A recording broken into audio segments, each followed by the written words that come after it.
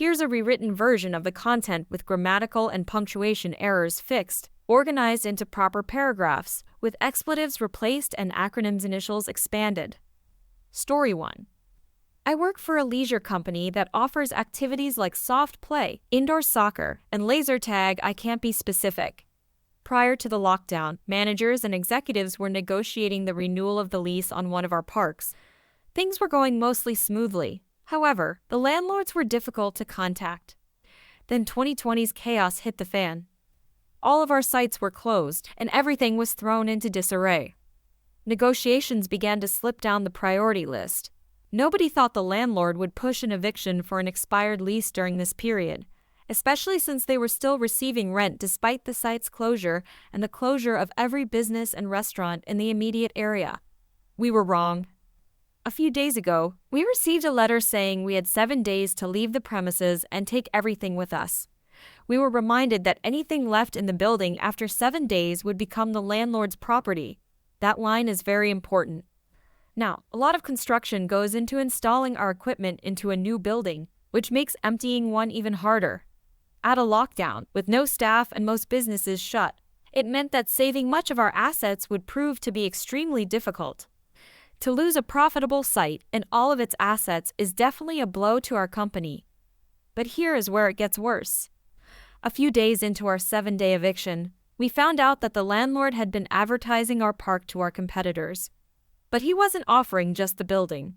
He was offering all of our stuff pre-installed. Ready to go, just needs rebranding.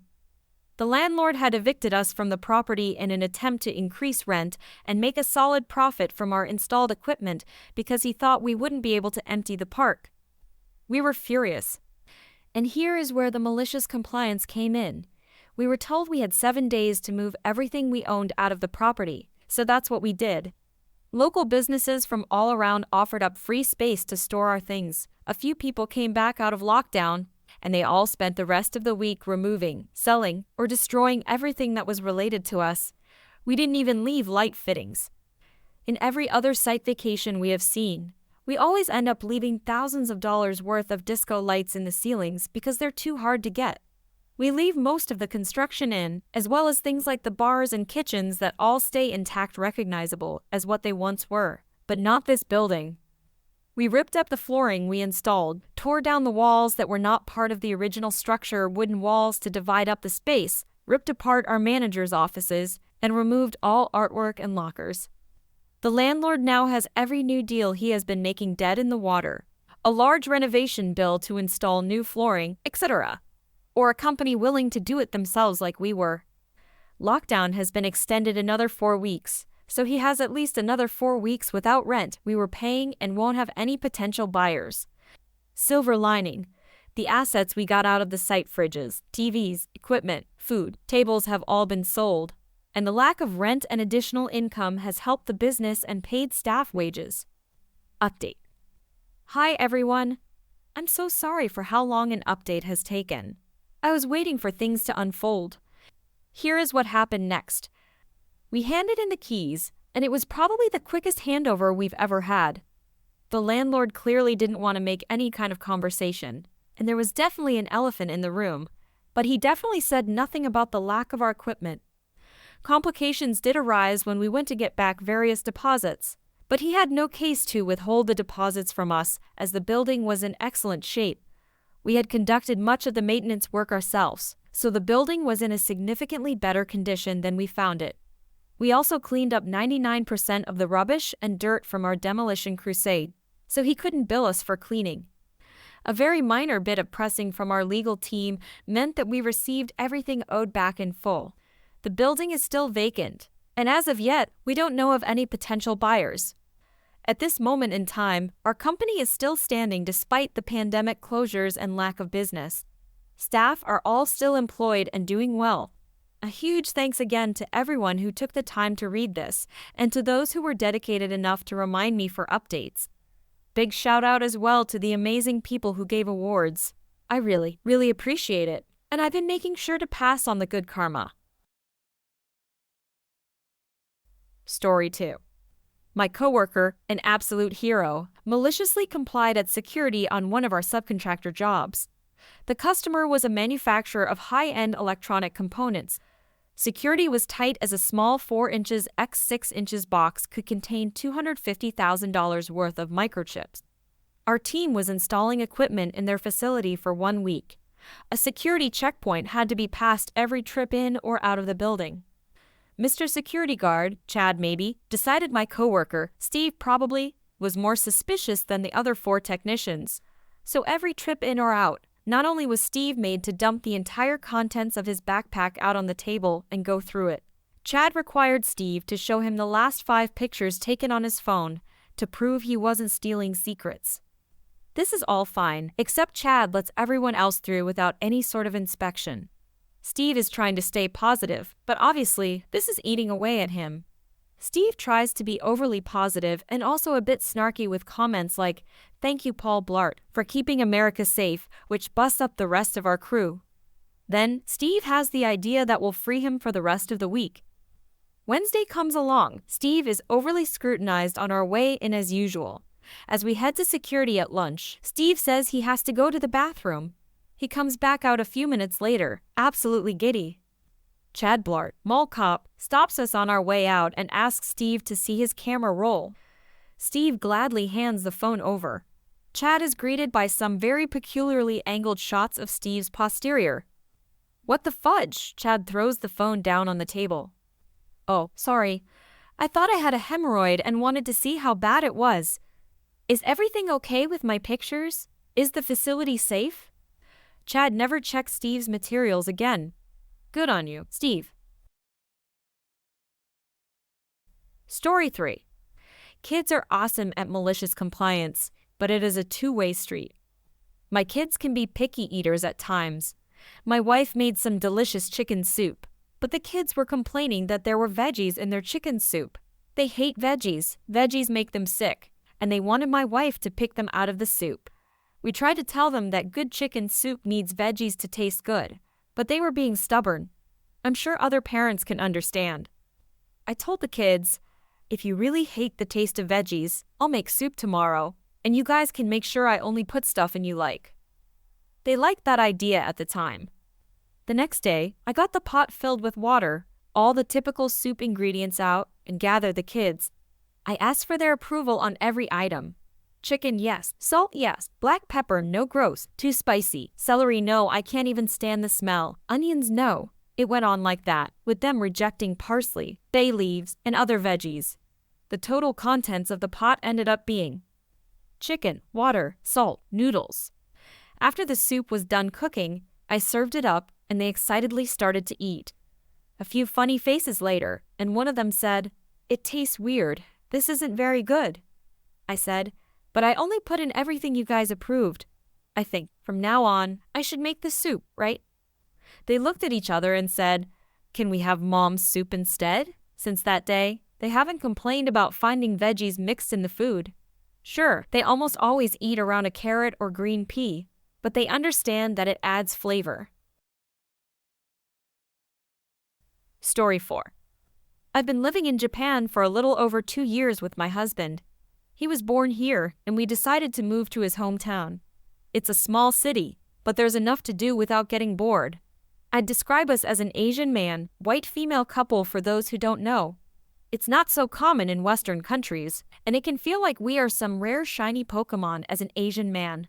White female couple in rural Japan, lots of staring, occasional secret pictures, or even small chats if an old lady is brave enough to approach us.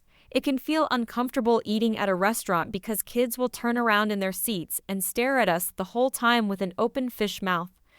Coincidentally, there's a small United States military base located in this city. The closer you are downtown, the more American families you see. I'm constantly mistaken for being military by Americans and Japanese, which is understandable. Besides myself, I only know 5 other interracial marriages here. It's always the locals who ask about my American husband when I'm out alone, to which I respond in Japanese. Watashi no ato wa Nihonjin desu. Koko nai sandemasu. My husband is Japanese, and I live here or something along those lines. Americans never ask about my marriage as they assume my spouse is American. When we are together in public, We do abnormal couples behavior such as holding hands. No, couples rarely hold hands in public, let alone say I love you. We don't go downtown too often since it's all pay to park, and it's a nightmare to find a place. It was a beautiful warm day for the first time in months, but we decided to battle for a spot and walk around the shops. The crowd was heavy since the weather was great and winter was ending. The season for new American families to move here just finished, so I'm sure this was many people's first time to leisurely walk and shop outside. We found a parking spot and made our way to the outside shops. Of course, we are holding hands and casually talking and laughing. Wow! I hear this from an American woman about 10 feet behind us. You should know that a Japanese stereotype against Americans is that we are rudely and obnoxiously loud. And this wow was loud enough for me to turn my head around at the noise. She was with 2 other moms who had 3 kids each. They were staring at me, but perhaps we just accidentally had eye contact at the right time. Seriously, another little homewrecker is doing this in public, chill woman? You're so loud even I can hear you.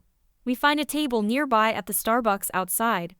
We were enjoying our drinks when the same group of women approached us with their strollers in tow. They definitely had some sort of purpose with something to say to us. Let's call her Anna woman in Japanese. Anna. Excuse me, but you need to keep whatever you're doing in your messed up home. Doing that in public in front of families to see is disgusting and immoral. My kids don't need to see such a bad display of marriage. I'm so confused, as was my husband who can speak English. Who knew drinking coffee outside was a crime against humanity and marriage? Me. I'm sorry? What did we do? Anna. You know exactly what you're doing. She points to my wedding ring. Me. No, I don't. Anna. Good Lord, does your husband know about this? Is he on a ship right now? That's so like a military spouse who doesn't work, her friends laugh. In case you don't speak military, this is slang for a military wife who stays at home all day, doesn't clean, uses their spouse as a money source, and looks like an overweight person. It dawns on me, she thinks I'm a military spouse and I'm cheating on my American husband. I started laughing because she's suggesting I'm cheating on my husband, with my husband. Me. This is my spouse. I'm actually not part of the military community and have a Japanese visa. Anna looks at my significant other up and down. The 2 women behind her apologize, but Anna doesn't believe it. Anna. No one would voluntarily want to live in this little town. Nice lie, but you're not representing the military community. You make all of us wives look bad. Who is your husband and what's his rank? Also, I need your dependent ID. My husband is a high rank, so he'll make sure your husband is aware of your infidelity. She pulls out her phone to probably type my response. I'm offended since this is actually a nice place to live and very open to foreigners. Me. Look, my husband's name is Ray, not his real name. I don't want to reveal personal info, and he's sitting right here. I'm not going to show you my military ID since I don't have one, and you're not the police. As proof, you can obviously see our wedding bands match, and here's a picture. I show her my phone screen, which is of us in traditional Japanese clothes on our wedding day. Her eyes became huge in the picture. Her 2 friends and their children have already started walking away. Anna. Why are you in a relationship with him? You should be in a normal relationship and start having a family with American kids. She says some other statements which I'd consider racist against the Asian race. It's so ironic because we are in Japan, and she's fussing about me being married to a Japanese man. My husband has been quiet throughout the whole exchange and says to me we should go. I agreed and stood up. Me. Stop. The things you are saying are extremely offensive. I was part of the military community myself some years ago, and what you're doing is against spousal conduct. She smirked. Go ahead and tell people what I did, then. My high-ranking husband is an E7, and everything will be swept under the rug no matter what happens. You can't touch me. So that's what I did. Note, this is a small military community. Someone does something minor and it's talked about between wives like chickens. Later that day, I ran into my friend who works on the base, and she's well known in the community for being one of the main event coordinators.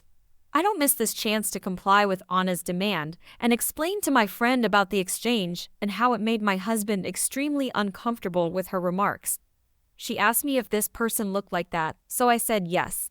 My friend rolls her eyes. Friend. She just arrived a couple months ago and is already causing problems with rumors and drama. Looks like we have a racist, too. I'll make sure what she said is passed on. It's been half a year later, and I didn't hear anything about Anna again since I distanced myself from making military friends here. I've only been in my new city for a little over 2 years and experienced more drama from military families than I have my whole high school career. That is, until now. Last week, I ran into my friend who's getting ready to leave back to the United States. We had a little discussion about her moving and my family planning, and dropped a bombshell. Friend. Do you remember Anna, who accused you of cheating on your non-existent military spouse and called your husband a racist name? Me. Of course, I haven't heard anything from her since. Friend. Well, I mentioned we were already having problems with her not long after she got here. I told my boss that there's a person who was bothering and threatening civilians and asking for IDs, which isn't allowed for someone with her status.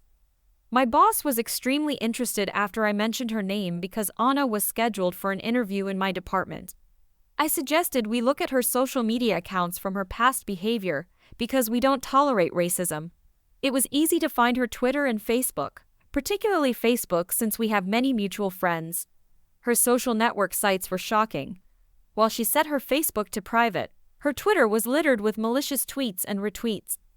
This included racism slang for many nationalities, colorful language, and using her husband's military rank to bully others. She made it very clear that she wants to see her current city burned to the ground, and why would anyone want to learn Japanese since it sounds terrible? We printed some of the more extreme things she posted, and we still invited her to the interview. Oh, and did I mention my boss is Japanese? So she comes into the interview, which I was part of. I asked 3 good things about her, which is that she says dependent, gets things done, and friendly. My boss just looked at her for a second before he pulled out her tweets and asked her to explain how she can friendly serve the local community if she hates it so much.